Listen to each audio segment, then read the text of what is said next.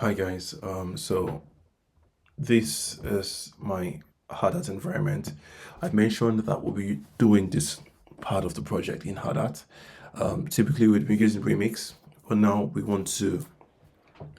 we're doing a lot. So Remix will not cut it at this point. We need something that can handle the pressure. And that's why I use Hardhat. It sounds like like an ad, but it's not. Hardhat is pretty common, and you're going to be using it a lot if you are working in the industry. Um, this is their website for Hardhat. Let me just see if I can pull that up.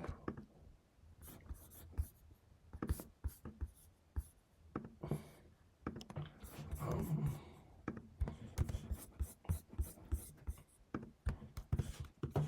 this is Hardhat, yeah? So if you want to know how to get started with Hardhat, obviously come here, you know, follow this guide, and it would show you how I got here. All right. I did this off screen, so it's kind of pointless for me to repeat it. But I did follow the steps. First thing first is you create your folder, and then when that's done, you call this, and then you follow all the guide. And I think I've also done this in a previous video, so this shouldn't be a lot for you. I want to point out that previously I've always worked with Harder 2, but now I'm using Harder 3, and I'm actually making this switch for for you because in Harder 3 you can do your testing in Solidity, and I know that I spent the bulk of this course introducing you to Solidity, and there's a way to do your tests using TypeScript. This is it, but I'm not going to do this yet. I'll let you know when we get there. So we're going to write unit test using Solidity so that we can quickly test our functions, okay? This gives us a way to quickly test our functions, yeah. Anyway, so this video, I'm going to be installing some of the things that we'll be working with and the standards that we'll be working with. Some of those things that we'll be working with are OpenZeppelin, and actually mostly OpenZeppelin contracts. And I'm going to show you, I have shown you OpenZeppelin before, but I'm going to show you again. This is OpenZeppelin. They have very good libraries. So the first thing we want to do is we're going to install this, which is npm install OpenZeppelin contracts. Okay. Just copy it and paste it here. Boom, installed. How would you know it's installed? You've come to Node modules. You can see it here. OpenZeppelin contract. It's there now. We are going to be using this, like I said, which is it allows you to create like shares, of an asset. Then we're going to be using obviously the ERC20 interface contract. Yeah. So let's begin from the beginning. Obviously, I'm gonna delete this. I'm just gonna keep this here for now. So the very first thing is let's write our simple market contract. So market.sol. All right. Let's copy this. Boom. And contract is simple lending market. All right, done. Now for this our simple lending market, we're going to be using some OpenZeppelin contracts. So I'm going to be importing them. The first one we'll use is the ERC20. So let's get the ERC20 from OpenZeppelin /contracts /token. Oh, nice. It's giving me already. /ERC20 /ERC20.sol. Okay, so this is what it looks like. It's not allowing me to do a command click. It's weird, but this is it anyway. This is the contract. We're also going to be using a standard called safe ERC20. Let's get that standard safe ERC20. Now the safe ERC20 is in a similar place as to the previous one. So let's go open this is Zeppelin /contract /token /ERC20 /utils slash, I think, safe ERC. Let's check if it's there. Okay, so if it's there, this should, yeah, boom, this is it.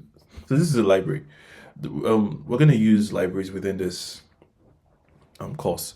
So libraries are both deployable like contracts, or they are not deployable. Most people, like we're using it here, we're using a non-deployable library, but we're gonna potentially maybe use a deployable library. I think so. Anyway, yeah. And the next and I think the final one we need for now is we need the ERC 4626 from. Now this one I need to look up. This is open Zeppelin slash contracts slash token slash ERC20. Is it actually there? It says it's there, so I think we're fine, but let's carry on. Extensions, I think. ERC 4626.sol, all things being equal. It should be there. Boom. This is it. The token vault standard. Okay. All right. Boom. So this is our simple learning market. The very first thing that we want to do is let's write our function interfaces. All right. So before we have any storage, let's decide on the functions that we need. So we need a function called deposit. Here we want to deposit loan asset. I call it deposit loan asset because there's another function like it's called actually. So this is not an interface. So an interface typically doesn't have an implementation. So it's something like this. But because I don't want to mark it as virtual, I'm just going to leave it as this. So this is an empty function. I think let's do this. Let's create an interface first. Okay. So the goal would be that this our simple learning market should implement all the functions in the interface. So I'm going to call this int iMarket.sol interface. Okay. So I'm going to copy this, place it here, and I'm going to say interface iMarket. So these are all the functions that we want to implement. Okay. I'm going to import our interface into this contract. Import iMarket.sol. Okay. And then I'm going to actually make them inherit each other. All right. So I think I've shown what inheritance is, but let me see if I can show it again. So we've been doing a lot of standard format importing, unlike here, where we just imported the whole file. So I'm going to go back to the standard format and I'm going to say import iMarket from this. And I'm going to say contract is iMarket. So I'm saying that I want my contract to have all the interfaces, to share an interface with this. All right. If you do npx hard compile, obviously it compiles, there's no errors, So now let's come here. All right. So the very first function deposit loan asset. All right. And yeah, this is it.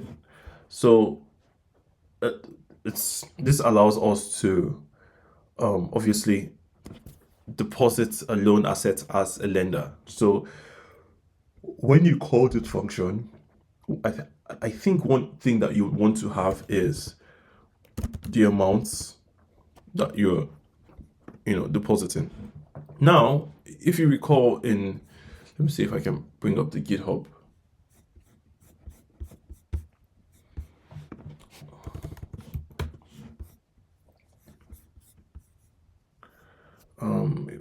Here we go. Repos.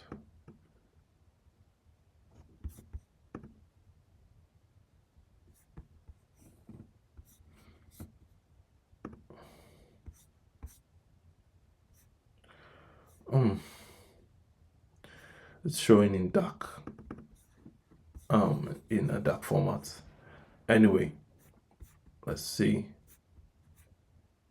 What did I even want to show you again? Yeah, I think I said something like when a lender is depositing, obviously you need to know the amount, you need to know the market ID. The market ID doesn't exist at the market level, it exists above the market level. Okay, so the router is the one that's going to have the ID.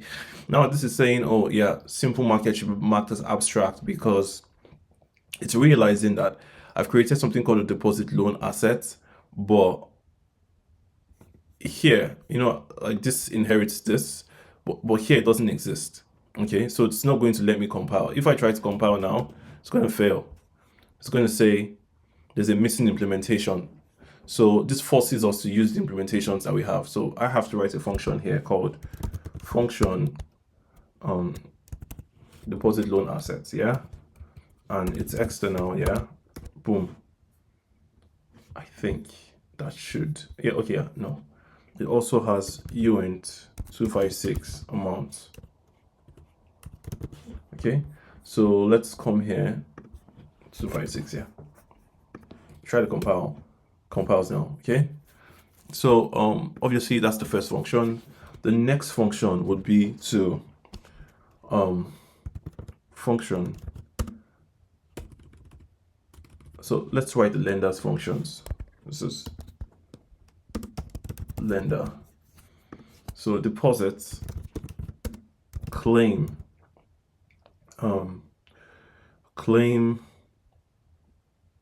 what are they claiming? Claim share rewards. Or let's not confuse it. So it's actually loan rewards, but the more technically correct term is share rewards because your rewards are based on number of shares you own. So claim share rewards, you'll be claiming everything. Okay. Then here, withdraw loan assets. Okay. This is uint 256 amount, obviously, external. Now, there's something I want to point out at this point in time. Actually, maybe I shouldn't bring it up now. I'll bring it up in the future. We're going to change how these functions look. Like currently, they're only taking amounts, but once we add a router, we're going to take in also something called like an address, which will be the message sender, because we're routing stuff. But I mean, you're going to understand why when the time comes. So I'm going to do it ahead of time. Okay. So lender is lender's functions. This is the borrower. Now the borrower has a function called deposit loan collateral. Okay. And it takes in an address, which is loan asset address, and also takes in quantity 256 amount external. Yeah, I should also mention this. Whenever you're writing an interface, all interfaces must have an external function visibility. You can see the interfaces don't have any implementation because that's how interfaces work. They kind of create, it's kind of like they are reducing a function to like this signature so that you can call it. You understand the importance of having an interface in the future, I promise. Deposit loan collateral. What other function do we want? So we have done deposit withdraw claim, deposit claim withdraw. Borrower is deposit and repay. So deposit repay loan. And to repay the loan, you need something called loan ID. I use bytes 32 because I typically use bytes 32 for my IDs. Yeah. We also need amount. External. Okay. Yeah. And then for the platform,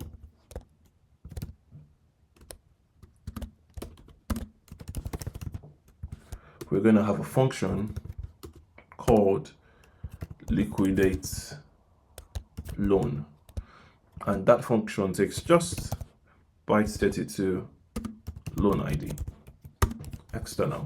Okay, then we're also going to be able to set some values. Okay, so let's call this function, let's say set liquidation threshold. This would take in something called Uint 256. I'm going to say liquidation threshold. I use this underscore because I know that I'm going to have a global variable that I'm setting that is liquidation threshold. Okay, so I don't want to confuse both of them. Then I'm also going to set function set loan to value ratio Uint 256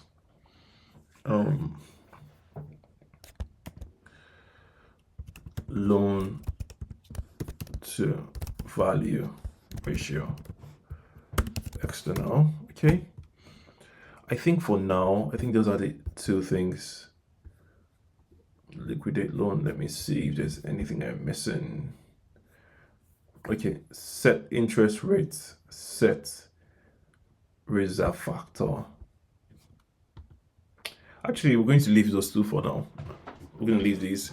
So obviously, like, as you know, the contract is not going to compile because while the interface has all those functions, the market has only one of them, you know. So it says, oh yeah, this should be abstract because you're not implementing everything. So this is actually a quick lesson here. An abstract contract is a contract that it's not meant to be deployed, it's meant to be inherited, you know. But since we're deploying this, we can set it to abstract. So let's fix the issues here. So all we need to do is copy all of these other functions, bring them here, paste, boom. Okay, now you can see, you know, you can't have functions within the main contract that don't have an implementation. So we're going to create empty implementations for them. So this empty implementation. So basically every, we're changing every semicolon into like a bracket. So I'm going to just do, on my laptop, I do Command D for this, Command D, Command D, Command D, Command D, and then I just do this, boom, and that writes up everything. Then I remove the error and then I clean off. So that's how I kind of set multiple things at once. Okay, yeah, this is the interface. Next, the next thing that we want to do is we've mentioned some things here, right? We need, so there's two sets of values. I think maybe I should cover this in another video. So I'm going to stop this video here and then move to the other. But before I stop, let's do a quick compile. Boom, compilation successful. So I'll pick this up in the next video.